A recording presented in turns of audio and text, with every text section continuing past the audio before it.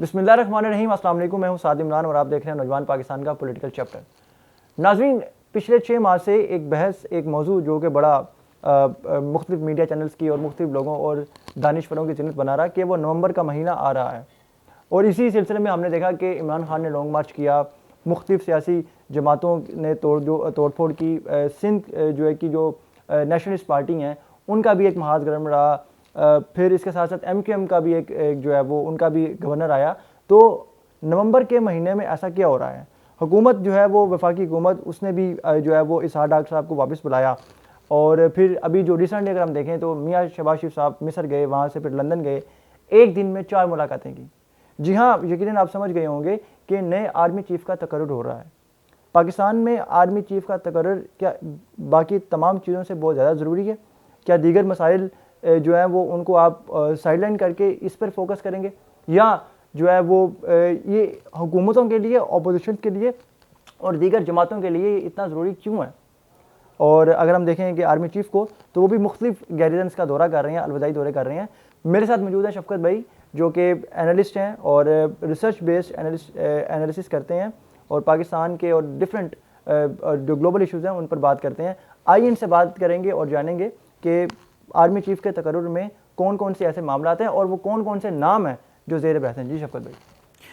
अस्सलाम वालेकुम, बहुत शुक्रिया। इसमें अगर आप देखें आर्मी चीफ़ की दौड़ में तो ज़्यादातर नाम लिया जा रहा है 3-4 घोड़ों का, लेकिन टोटल इस फहरिस्त में 6 बंदे शामिल हैं, जिनमें से एक जो हैं वो आर्मी चीफ़ की रिटायरमेंट से 2 दिन पहले 27 नवंबर को रिटायर हो रहे हैं और शायद ये वही साहब हैं जिनके लिए लॉन्ग मार्च किया जा रहा है। इनका और लॉन्ग मार्च वालों का मसला जो है वो ज़रा अगर आपको मैं बताता चलूँ तो ये 2018 के अंदर हुआ था।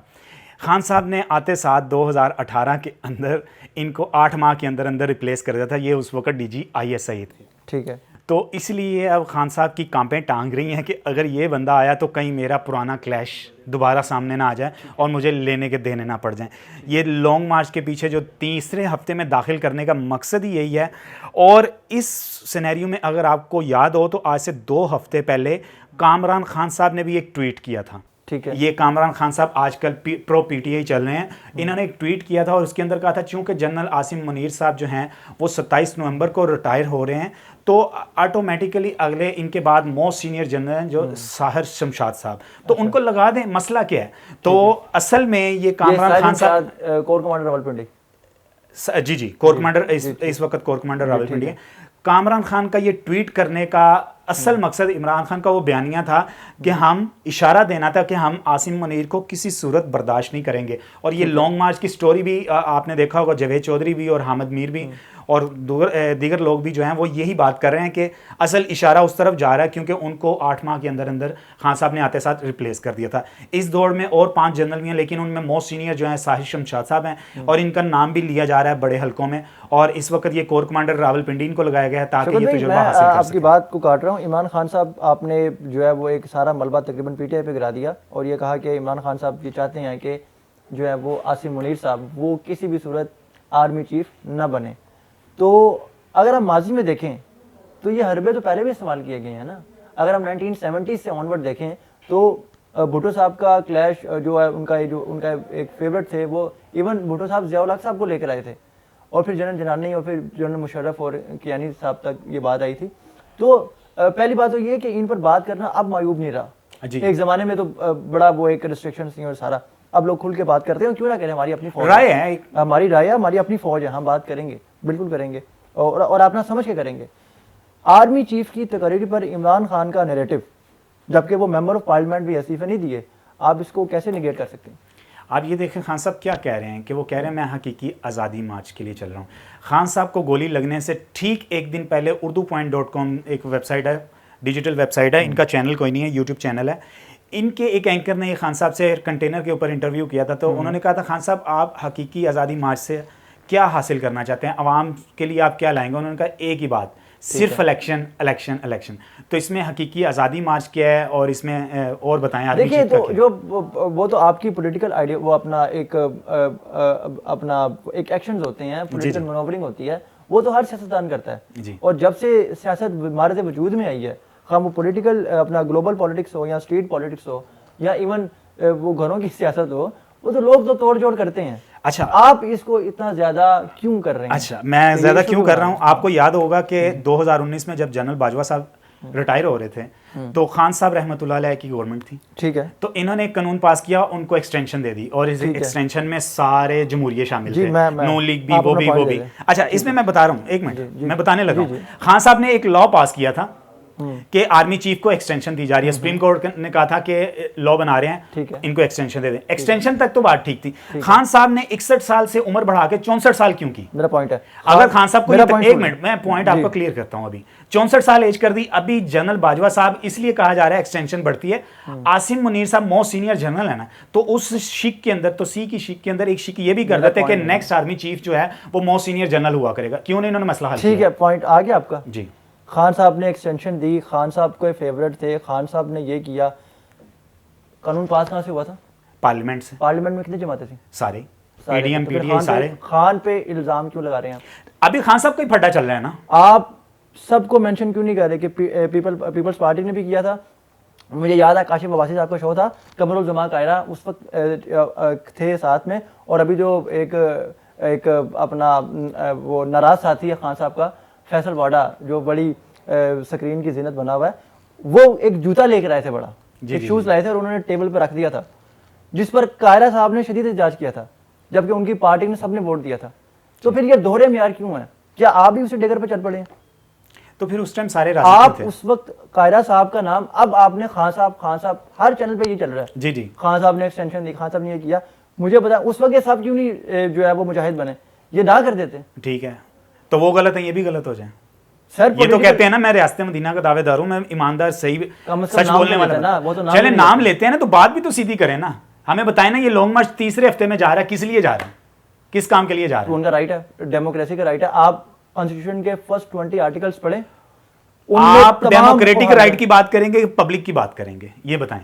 खान साहब पब्लिक के लिए काम करेंगे या आइन के लिए? और इस आइन को हम अच्छी तरह जानते हैं, गरीब पे कितना लागू होता है, अमीर पे हजूरे कितना। वाला आपने पब्लिक का रिस्पांस देखा? यहाँ पर जलसा करा लें पीटीआई का, अभी बार चले मेरे साथ, जलसे में और लॉन्ग मार्च में बड़ा फर्क होता है। खैर, हम मेन बात की तरफ जी, आते हैं। ठीक है, इसमें छोड़ आपको दें मैं इस बताता चलूं, जो 5 पहले जनरल हैं, आसिम मुनीर साहब, ये 2 दिन पहले रिटायर हो रहे हैं, लेकिन लॉ के मुताबिक अगर सीनियरिटी में 10 दिन पहले भी ये बहस शुरू हो जाए, लिस्ट चली जाए, वजीर आजम को आर्मी चीफ 5 जनरल्स की जो लिस्ट भेजते हैं, तो वो अपनी स्वाबदीद पर 1 दिन पहले भी इनको कर सकते हैं। और इसके लिए एक पुराना जो लॉ है वो 2016 में general Zubair Mahmood Hayat, chairman joint chief of staff, उन्होंने अपनी 10 दिन पहले रिटायरमेंट ले ली थी। उनकी जगह नदीम रजा जो थे वो chairman joint chief of staff लग गए थे, उनकी रिटायरमेंट पास आ रही थी, तो उनको एक्सटेंशन देके फौरी तौर पर उनको chairman joint chief of staff लगा दिया था। इसीलिए इमरान खान की कांपें टाँक रही हैं कि इनके 2 दिन पहले ये रिटायर हो रहे हैं, लेकिन गवर्नमेंट अगर बाजवा साहब 3 दिन पहले रिजाइन कर देते हैं या इनके 10 दिन एक्सटेंशन दे के इनको लगा देते हैं।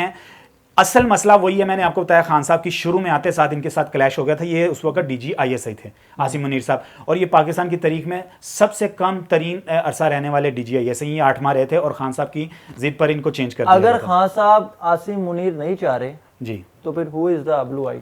दूसरा जो मोस्ट फेवरेट बंदा वो करार दिया जा रहा है, जिससे खान साहब की भी टांकें कांप रही हैं, वो फैज़ हमीद साहब हैं।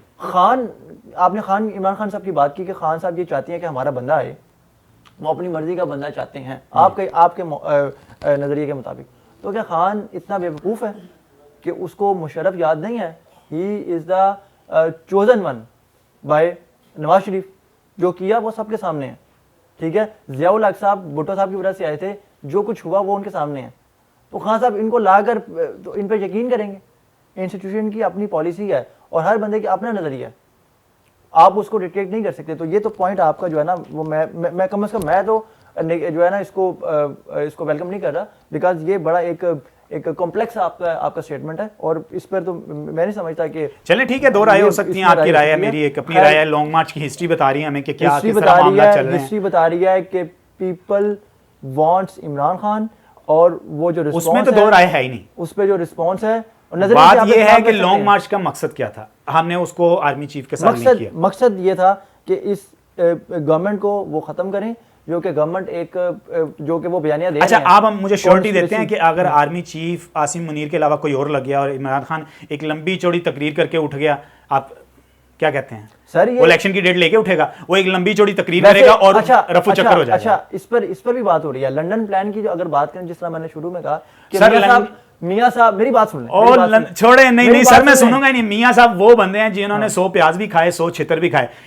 1972 से लेके अब तक 10 आर्मी चीफ आए हैं, जिनमें से 5 मियां साहब ने लगाए हैं और 5 ने इनको जूते मारे हैं। तो सर 4 दफा उनकी प्लान आप हुआ है। क्या बात करते हैं? तो मैं वही बता रहा हूँ ना, इलेक्शन की डेट भी वो दे रहे हैं। कुछ लोग बातें कर रहे हैं, हल्कों में बात हो रही है कि इलेक्शन की डेट आ गई है, ठीक है, और वो साहब आ रहे हैं जिनको नहीं आना चाहिए था। छोड़ दें बस। अच्छा, इनमें से 5 जो जनरल हैं अगर वो इनकी हिस्ट्री देखा जाए तो इस पर आप बात करते हैं। अच्छा, लास्ट पे अगर मेरा एक कमेंट्स ले लें, इन 5 जनरल 6 जनरल में से 5 जो जनरल हैं ना, वो XXX कोर जो वजीरस्तान में थी, जिसके कोर कमांडर थे जनरल बाजवा साहब, ये 5 जो हैं ये उनके असिस्टेंट रह चुके हैं।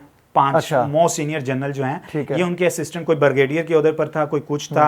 इनमें से मैं आपको मुख्तसर बताता चलूं तो जनरल आसिम मुनीर साहब जो हैं ये 2017 में DGMI थे, मिलिट्री इंटेलिजेंस के थे। ये भी ISI के बराबर होती है। 2018 में ये ISI के चीफ रह चुके हैं। साहिर शमशाद साहब थे, ये डायरेक्टर जनरल मिलिट्री ऑपरेशन रह चुके हैं, जनरल रहीस ठीक है। के करीबी रह चुके ठीक हैं। है। इसी तरह दीगर जो हैं ये सब के सब जो हैं जनरल बाजवा के नीचे काम कर चुके हैं। तो इनका और जनरल बाजवा की राय का डिफरेंस होना बड़ा मुश्किल लग रहा है। ये वही माइंडसेट को लेके आगे चलेंगे जो जनरल बाजवा साहब चाह रहे हैं। वो क्या है वो हम सबको पता है। और इनके अलावा कोई बंदा है आपकी नज़र में इन 5 के अलावा?